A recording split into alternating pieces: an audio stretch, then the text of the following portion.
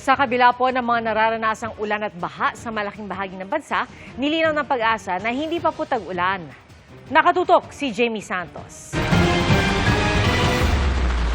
Sa nakalipas na mga araw, nakapagtala ng pag-ulan sa ilang probinsya tulad sa Aurora, maging sa ilang lugar sa Metro Manila. Muli ring bumuhos ang ulan sa Quezon City kanina, kaya bumaha sa Quezon Avenue sa bahagi ng biyak na bato, pero ayon sa Pag-asa, hindi pa tag-ulan. Normal ito climatologically, mas dumadalas po yung occurrences po ng ating thunderstorm activity sa panahon ng tag-init. For the later half of May, mas madalas po yung mga occurrences na ito.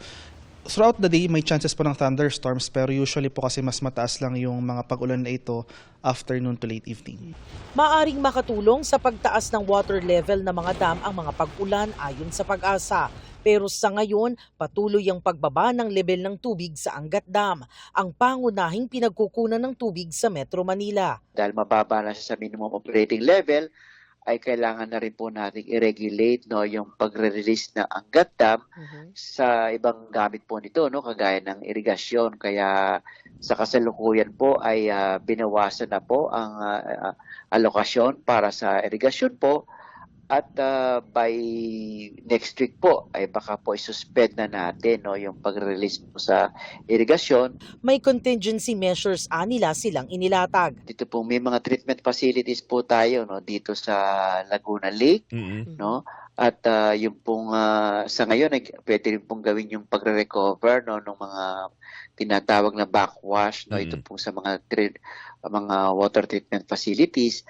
At sa kasalukuyan po ay pinayagan na rin po, pinahintulutan na rin po ng WRB na i-activate po yung mga deep wells, dito po sa Metro Manila para pa kung sakali po ay mangailangan ng karagdagang supply na hindi na po kayang ibigay ng Angat Dam, ay meron pong ibang mapagkukunan. Sa dulo ng Mayo o kaya'y tuwing Hunyo, karaniwang nagsisimula ang tag-ulan.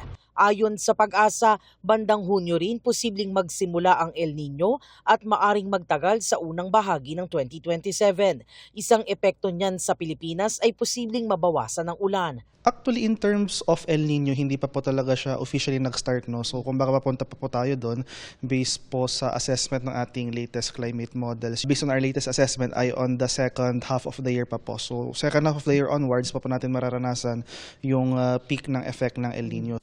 Jamie Santos, Nakatutok, 24 Oras.